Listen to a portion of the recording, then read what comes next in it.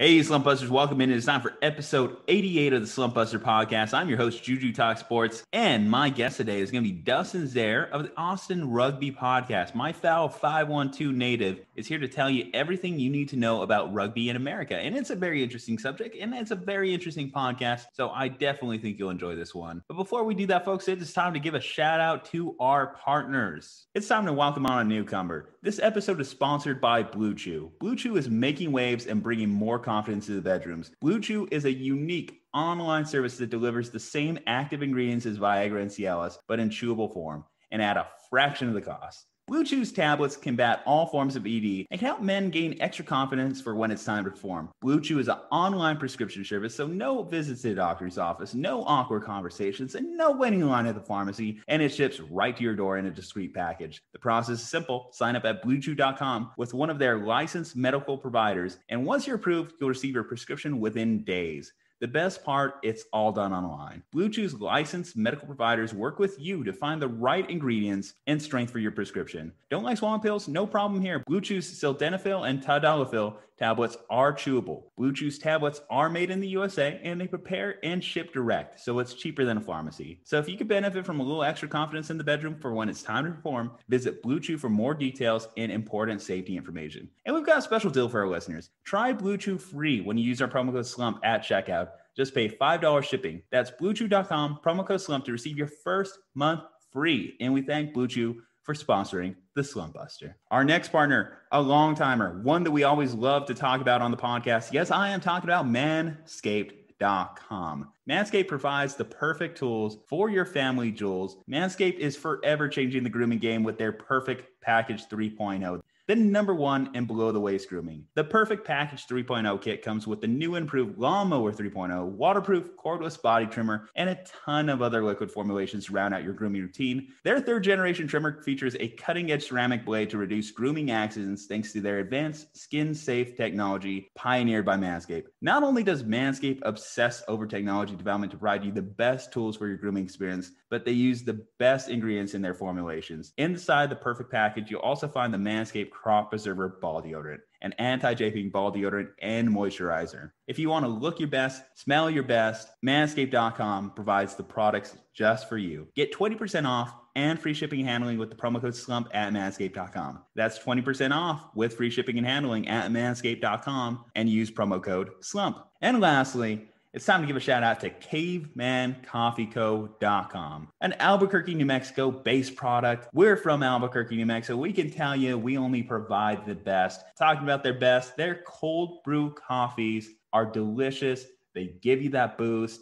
and I can't recommend them enough. Speaking of stuff I can't recommend enough, have you tried their Mammoth Blend? This thing gives you a kick of energy in the morning and the perfect way to start your day. But if you're looking for something a little bit more light, let's say you just want to refresh yourself, how about trying one of their hibiscus teas? Delicious, sensational. These products, I can't speak highly about them enough, but they can be yours if you use promo code SLUMP at checkout to save yourself 15% off your next purchase. Yes, promo code SLUMP at CavemanCoffeeCo.com. I guess the point of this, folks, use promo code SLUMP. Don't be a chump. Save yourself a whole lot of money, whether that be BlueChew.com, Manscaped.com, or CavemanCoffeeCo.com. Thank you to our partners. All right, guys, it is showtime. Dustin Zerrer, episode 88, hashtag Bust the Slump. Enjoy.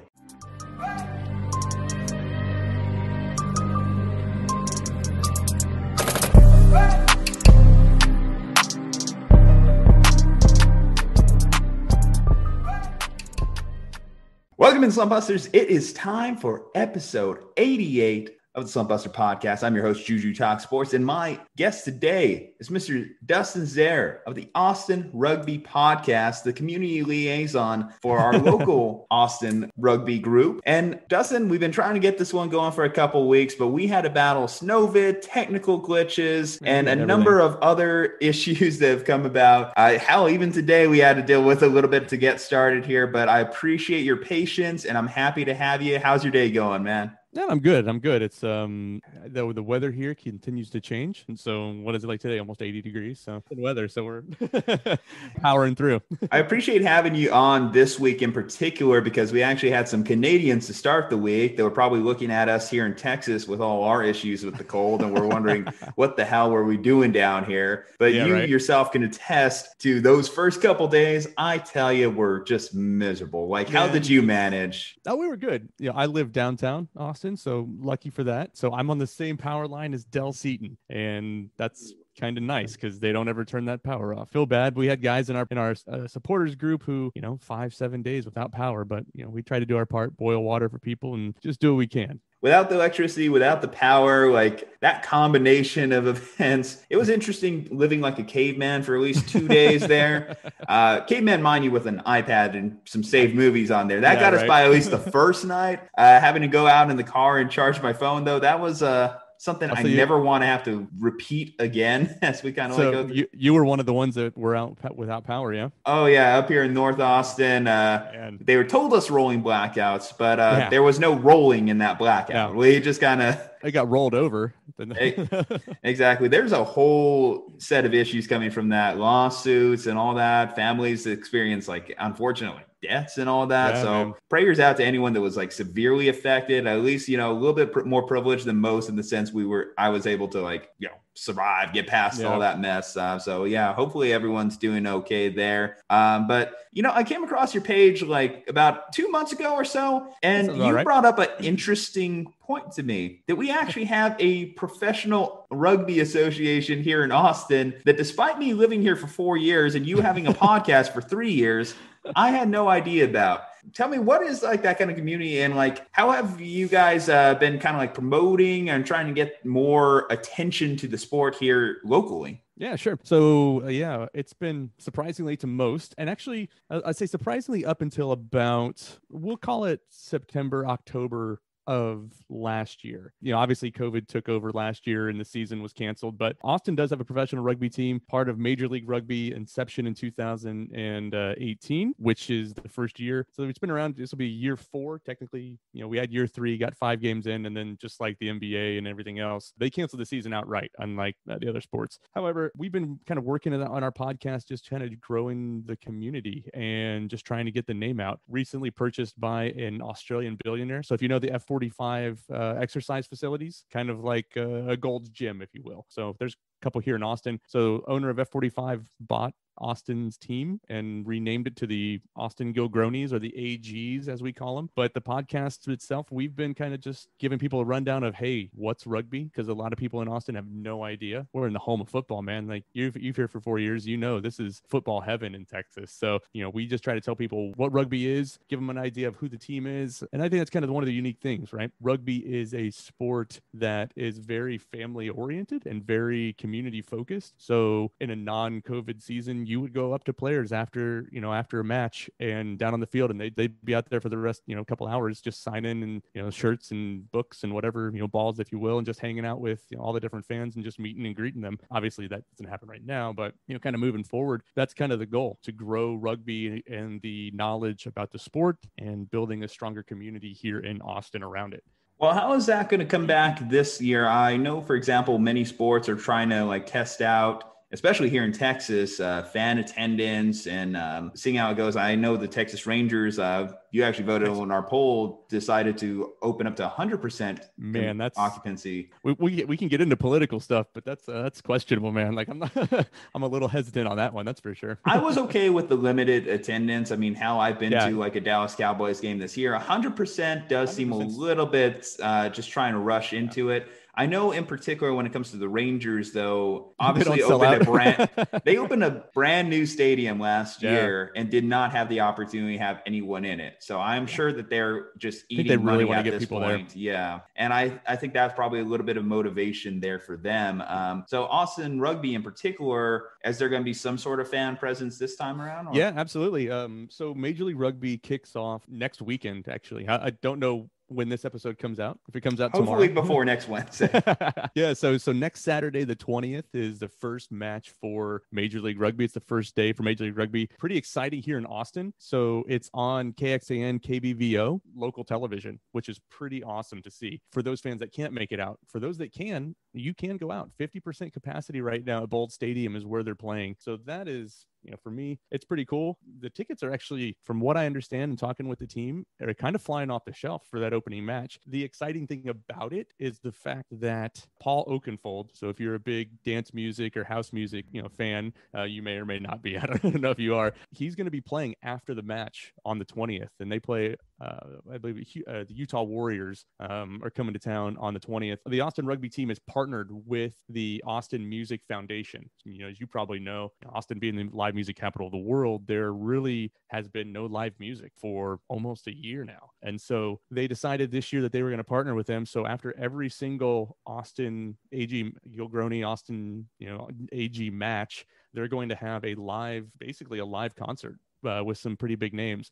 I've heard rumors of some big names who also support Austin FC. I can't really say anything about that, but that they may be playing there as well. So I think that's been a big draw. So as of right now, they're looking hopefully about 2,500 people spread around Bold Stadium. They're social distancing. You can buy tickets in groups of, I want to say 2, 4, 6, and I think they have larger pods, but mask mandates are in place. You got to wear a mask inside the common areas. So that's about all I know on that capacity. So they're going to have people in the stands. I know that for a fact. Sounds exciting, especially too, like you mentioned, Austin music, the heart of the city, kind of like getting taken away over the last year with COVID. It's nice to hear that performances are starting to come back. And it just makes sense too that Austin Rugby would get associated with a lot of the live performers out here. Give some opportunity too to people hear some music maybe they're not accustomed to. I think that's really cool. This is a message brought to you by the Foundation for a Perfect Package. Why do I need Manscaped? Why do I need Manscaped? Why do I need Manscaped? Because the only frill I want is the one up top. Because being in a relationship is not an excuse to be lazy. Because I like talking ball, not smelling like them. Because deforestation is proven to prevent forest fires. Manscaped is the only brand dedicated to below-the-waist grooming. Manscaped's Crop Preserver guarantees that you smell your best all day long. Manscaped Boxer Briefs are the most comfortable underwear on the market. Manscaped's advanced skincare technology makes nicks a thing of the past. Manscaped is the #1 in men's grooming. Subscribers get 2 free blade refills every 3 months. Get 20% off plus free shipping and handling with the promo code SLUMP at manscaped.com. That's the promo code SLUMP at manscaped.com. Get your Lawnmower 3.0 today. We are the Slumpbusters. And we approve this message.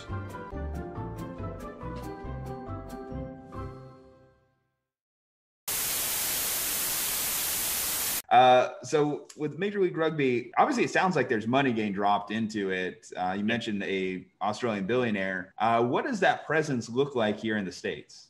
So Major League Rugby, rugby in the States, at certain points, you can go back in history and look at the Olympics, for example. Back in, 23, I think? The U.S. was actually the last team to win rugby gold, which is kind of cool. Now, American football kind of took over in its place, and, other countries grew up and, they decided they wanted to have rugby teams like, New Zealand and Australia, and now they are the powerhouses in the rugby world. But in the States, there's teams now, like we're up to 13 teams in the league. So you're everywhere from Seattle, San Diego, New York, New England, DC, Atlanta, Houston. There was a team in Dallas, but they're going to start this year as an expansion team, and they decided to back out and hold off till 2022. But there's, Toronto. We even have a team in Canada, so they're actually playing in Atlanta to start off while all the COVID stuff kind of goes on. But, the presence of Major League Rugby in the U.S. is growing exponentially. You can tell basically by probably a couple different things. First one is partnerships. Just got announced this past week that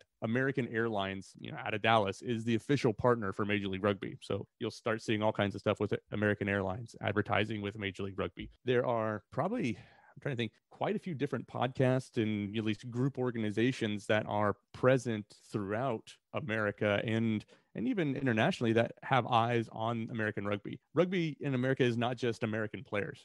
Austin, for example, has got guys from New Zealand, Australia, or head coach and assistant coach are from Australia, former international superstars. And for a lot of Americans, you may not know it if you've never been if you're not a fan of the sport, but for those around the world, starting to get more eyes on it, which kind of drew in some of that money from, our new owner and Adam Gilchrist, the owner of F45, who also owns the team in Los Angeles. It's pretty interesting to see the growth in the sport. The first couple years, games were on like CBS Sports and Facebook Watch. And so that was about the extent of it. This year, we've signed a deal with Fox Sports 1 and 2 and CBS Sports again. And I believe launching next week, MLR is featuring a brand new app to watch all the rugby matches for free to everybody around the world, which is pretty cool. And, you kind of tie that in with a lot of the local broadcasts, to have KXA and KBVO as one of the broadcast partners here in Austin, to have Dudley and Bob be the in-stadium announcers who are on,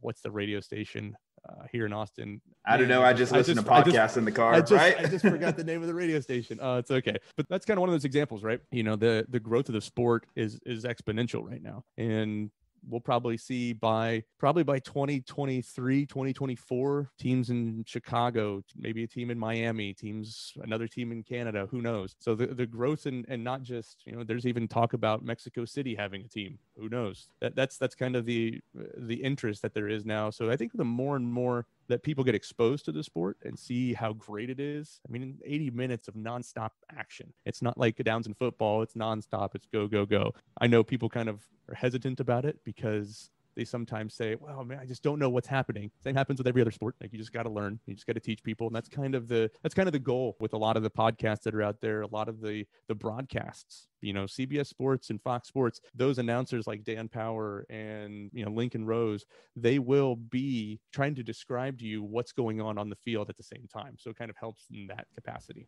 My thing on a sport like in particular, like rugby, soccer, whatever it is, I think half the battle is accessibility to the average viewer. If it's hard and you have to go out of your way to find something, more often than not, people aren't going to do it. Yeah, for so sure. It's really good to hear that you're seeing the sport get put on Fox Sports 1 or CBS or any of these easily accessible television stations. You mentioned the ones here locally in Austin, because ultimately, you just want someone to come back after a long day of work or something and just throw on the TV and it's just there. And I think that's kind of like what helps kind of get people like, oh, what's this? What's going on? A little bit going. Yeah.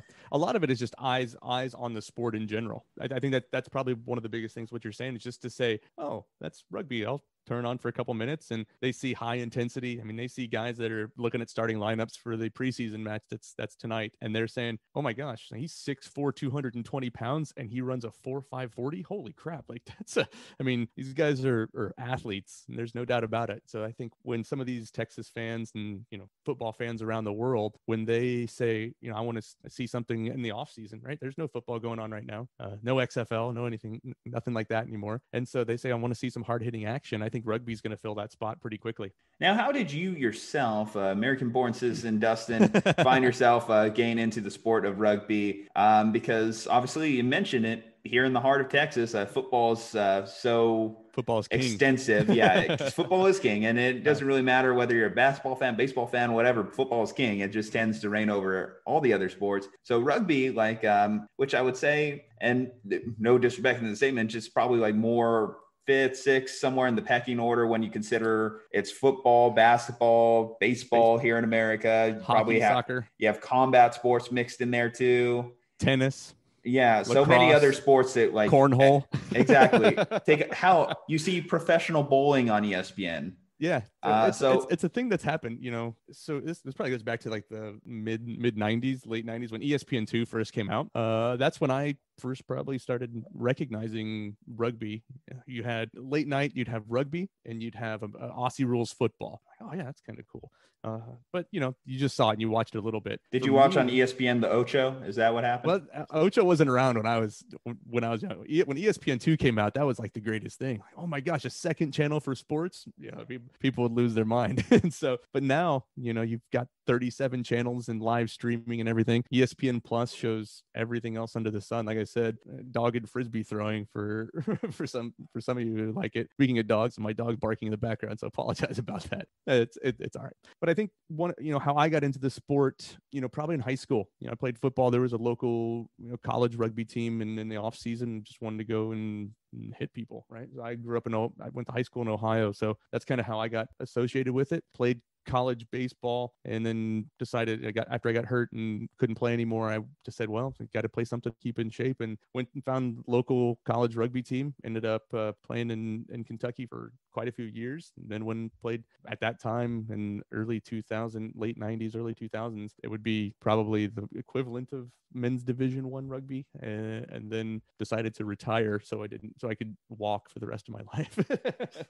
But yeah, I mean, that's how I kind of got involved in it. But you know, back in 2008, 2009, when I quit playing, rugby in the US hadn't made it to the level that it is now. So it's taken quite a while. There's been a couple of World Cups that US has gone to and played, and we start growing more and more fans. But I think with the creation of Major League Rugby and the growth of the sport over the past 4 years, I think now more eyes are getting onto the sport. More broadcasts are being shown of both professional rugby, men's top level club rugby. In Austin, we have professional rugby, but we have two of the top men's, you know, club teams here in the Austin Huns and Austin Blacks, and one of the top women's team in the Austin Valkyries. So it's not as though Austin is a stranger to high level rugby and to the game itself. I think that's kind of one of the most important things, is people are seeing it everywhere now. And I think that's kind of one of the most exciting things about it.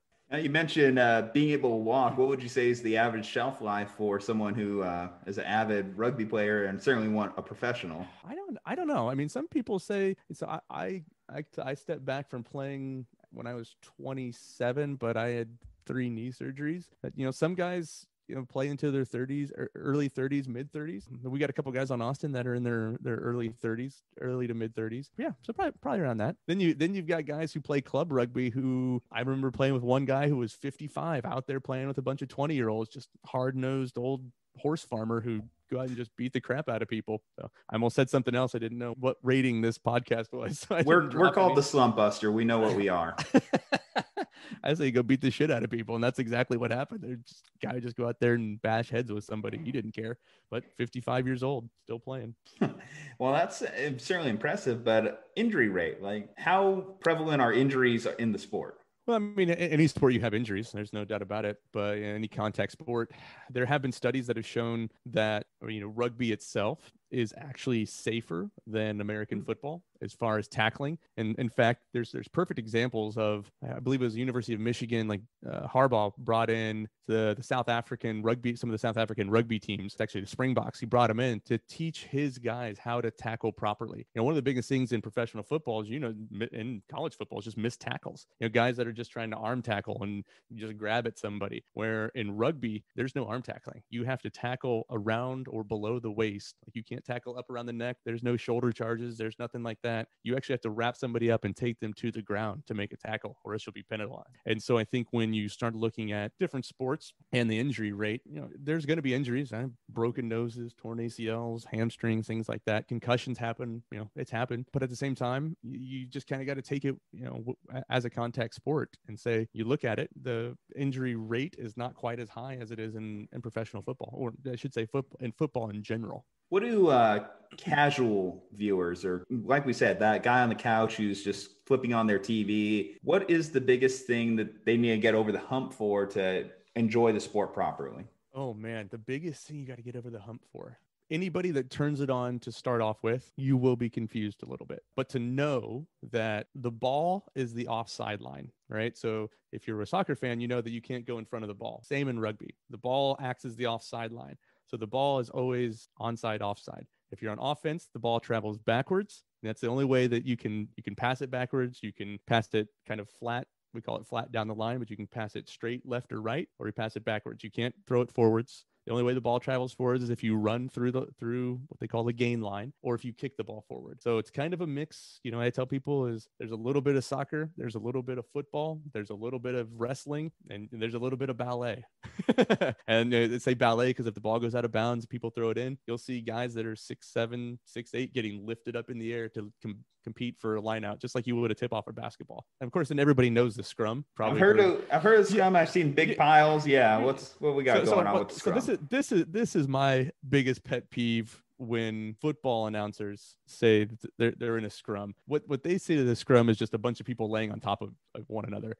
A scrum in rugby is really like the hike in football, right? So if you have 5 offensive linemen, we'll just call it 5 because you throw a tight end in there, 2 tight ends, whatever you want to do. But we'll call it just the main 5, your center, guards, and tackles. And then you have your nose guard, your tackles, and your ends. So you're 5 on 5. Take that and add 3 more guys to it who are also just as big as some of those offensive linemen. And what they do, they're going to sit here and they're going to, when the referee says engage, they will pound into each other. And then it's just a matter of brute force of which team can push the other team backwards so that the ball can go out the back of the scrum. And that happens. It doesn't happen as much as it does in football. You know, most scrums maybe around 10 to 15 a game, but I think that's something that you should know. That's what a scrum is. It's not when people are just in a pile falling over people. That's called a ruck.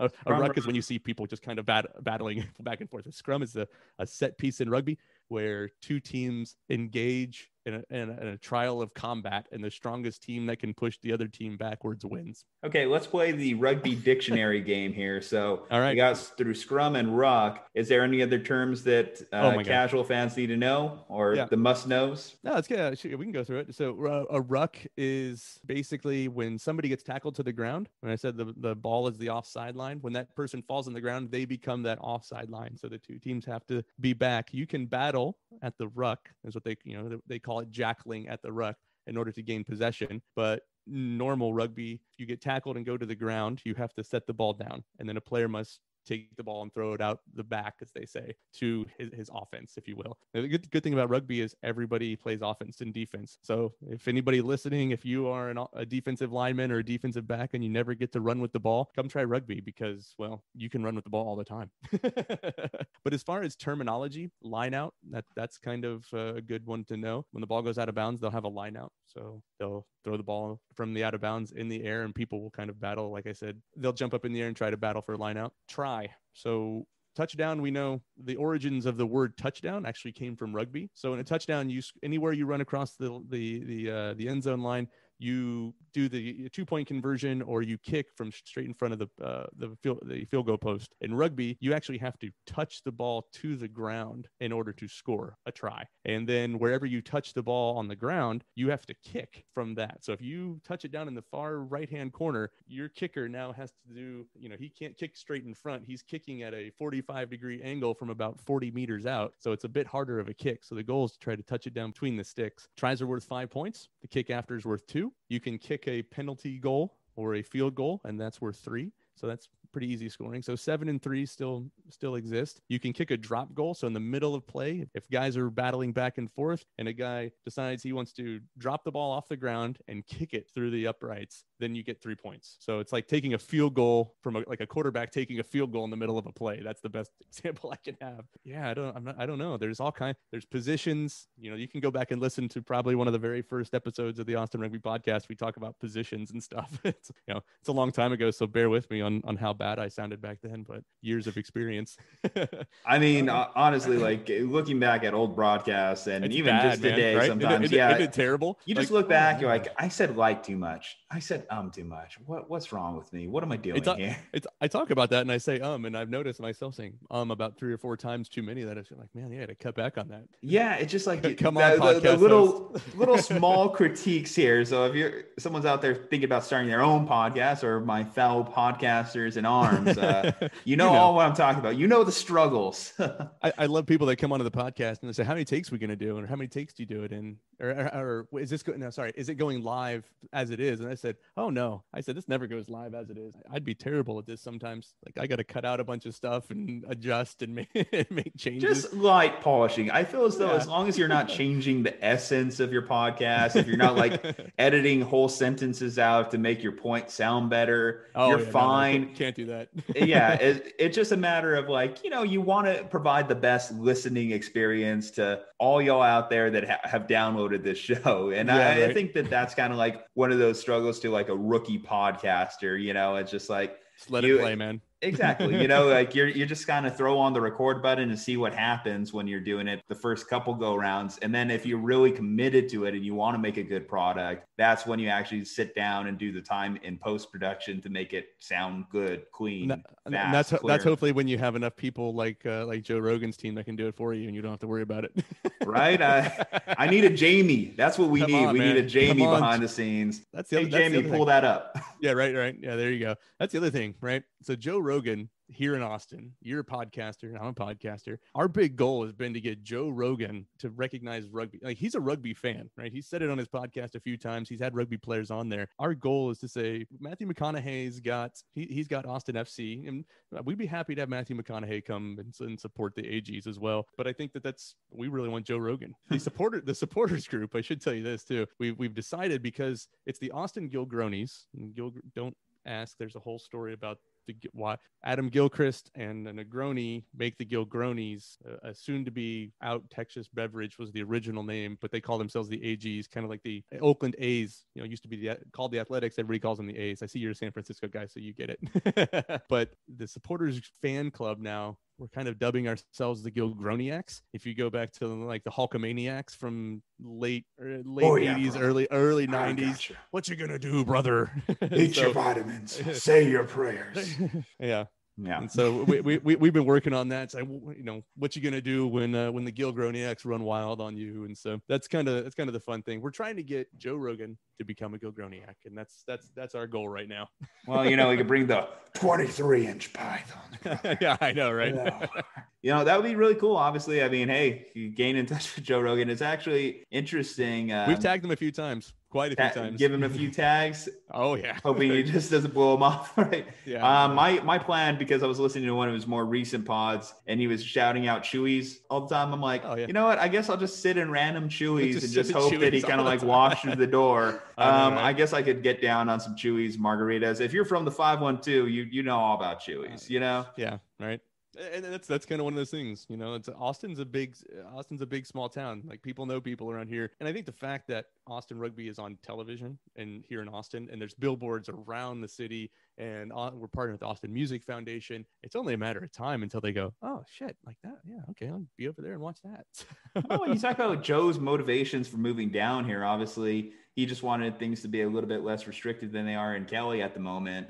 Yeah. And if the fact that he can even go to a rugby event right now, I think is like a huge step in the direction that Joe's hoping for. So maybe, who knows? You see him out in the stands sometime, checking stuff out. It seems like he's very active in the community so far. Maybe that's just the honeymoon phase of moving to Austin and trying to experience everything, go everywhere and do that. Because I think, when I moved down here for sure, like, I try to just squeeze it all into those first few months. So I don't know about you, obviously coming from Ohio. Yeah, well, I mean, you eat a lot of tacos. You have about 3 avocados a day. Yeah, you drink some good beer. You go out and just kind of be out in the city, and you gain a few pounds when you move to Austin because you don't realize how much you really like brisket until you have Austin brisket. I mean, Franklin's is great. I think we all can agree that Franklin's is great, but the fact that it's a whole day commitment, it's a tough one. That's why Terry Black's barbecue, if you haven't checked it out or heard about it, okay, it's I think that's like my favorite when you consider the time weight commitments of Franklin. Yeah. If for me, it's Valentina's. Drive south a little bit, south of Austin, as you're going towards Buda or Buda or whatever they want to call it. Whatever they want. Yeah, They right, say all kinds of weird stuff, like Guadalupe is Guadalupe. Don't get me started on Manchac. Manchaca. It's Manchaca, man. Yeah. What else? San Jacinto. I think you've seen San Jack. Yeah, exactly. Like, come on, guys. Come on. Yeah. I mean, I know I don't use my own culture, but come on. It's not even my culture. And I'm like, I know it's not right. Having lived in California for a long time, like I know that's not right. For anyone that may be of Catholic origin, it's not Lady of Guadalupe. Yeah, that's true, man. That's true. I guess this is just more motivation for people who are considering moves to Austin. We know everyone's moving out here these days. That's the truth. If anybody wants a house a mile from downtown, make me an offer. Hey, good food. We've got some rugby going. There's a lot of stuff going down here in Austin. Austin FC as well. Austin FC, that's opening up here in a little bit. And definitely want to make it a point to check out some of their games. They started building that stadium right around the time that Corona really broke out. Yeah. And by the time, so I went out of town for a month, came back, stadium's completely built. It was great. They went so fast. Well, they had nothing to worry about because there was nobody blocking traffic or anything because everybody was quarantined inside. And so they took advantage. It's a beautiful stadium, man. The Q, that's what I'm calling it. Well, it's perfectly positioned there, just right by the domain and all this newly developed area, right off the freeway. They're going to have a lot of attention or ability to access them. Speaking of just access to the casual fan, even myself, I'll admit, I'm not a soccer guy. Anyone who's talked to me knows I'm not a soccer guy. I just hear soccer and I kind of just in one ear out the other. Yeah. But the fact that it's here and it's right in front of me, I don't have to go out of my way to pursue it, might make even the coldest heart expand 3 sizes today. There you go, man. It's one of the changes that the rugby team saw. Previous seasons, first and second season, they actually played up in Round Rock. So it was pretty far north. Now they're playing at Coda. It's a little further south. And I get that. But I know that they are talking about, bus shuttles and stuff as kind of the COVID things change from downtown. So we'll see. Obviously it's growing pretty fast out there. It's right near the airport. There's talks of train lines. Any potential for them to get inside the queue? I mean, the off seasons are aligned differently, right? No, they're same time. They're going to be on the same time. Okay. It'll be tough. I mean, it's a multi-million-dollar stadium. It seats 24,000, I think, something around there. It's as much as I would love to see Austin rugby get to the point where we can get 20-something thousand people in a stadium. The biggest crowd we ever had so far was when we played season 2 at Dell Diamond, and it's somewhere around 1,900. So it's not a lot, but people didn't know about it like they do now. If we say 50% at Bold Stadium at Coda, the max capacity at Bold Stadium is 5,000, and that's without standing room, if you will. And so we're talking 2,500 people, and tickets are selling pretty fast for that. I mean, it costs nothing. I think it's, $15-20. You can go to agrugby.com. They have it all on there, or follow, Austin Rugby supporters on social media. We post the ticket prices and we retweet stuff. That'll be on everything. But I think to go see a concert and you get a beer and watch rugby match for $20, that's less than going to the movies, especially to see some of the big names that they had come in there. I miss movies. Speaking of things that I miss, I'm on this. Let me open this can of worms here. I don't believe that movie theaters are going to get completely replaced. And why I say that, I'm not a big streaming guy. I like the experience of going to a movie theater, right? Yeah. Isn't that just like a thing in itself? Just going out to an event, getting out of the house. We've been stuck in the house for an entire year. Get me out of the house for a bit. I know, right?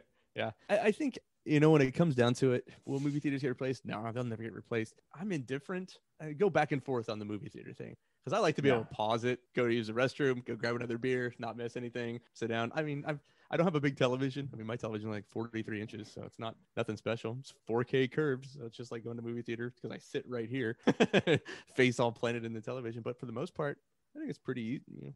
I'm really just saying this as an AMC stockholder. That's really what it comes down to. So, yeah. Shameless plug, right? Exactly. Just trying to boost my own stock there. I tell you what, I'd go see it for some of the big like action movies. You know? Yeah, I feel like those those need to be watched in go theaters. see. You need to have like that IMAX, experience. stuff like that. Yeah. Like when you just watch it at home, like I watched, for example, the new Wonder Woman movie, which it was okay. It had its moments, but I feel like I would have appreciated it more if I saw it in the theaters, like watching it just at home. It was just kind of like a casual thing. You could mess around on your phone, at least, with like, for example, Alamo Drafthouse, some people would contest this, but the fact that they make you put away your phone, I think is actually a more honest experience of viewing of a movie when it's on the theaters. You're not distracted like you would be at home. I think that's kind of one of those things. Yeah, you got Justice League, Snyder Cut coming out for the Justice League. That's probably a movie size. That's probably a theater size video that you should watch.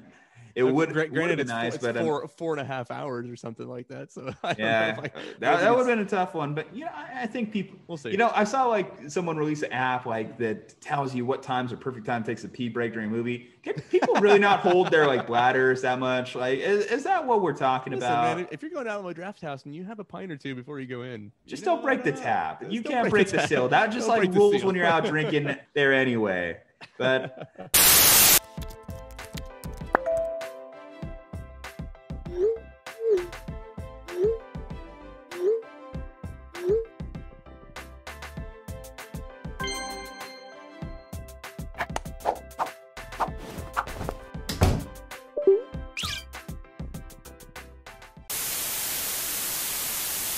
Yeah. Anyway, Dustin, I appreciate you coming on, of course. I think that it's nice to learn about something that's actually happening in my backyard that like I just got underappreciated for a while. And I definitely want to make it a point to go out to some of these limited capacity games. I want to make it every effort to be out there myself because, I think it's good. It's, if anything, too, for just someone that's even on the fence about it. It's an event. It's something to increase your viewing. Yeah, it's something to do in Austin, something to get you out of the house if you're looking for that unique experience. And I think that Austin Rugby can like really develop. And then the Rugby Association as a whole, like Major League Rugby is, listen, I'm sure that you have listeners around the world. So, we see like that one random person in Finland that's downloading. So, we appreciate you.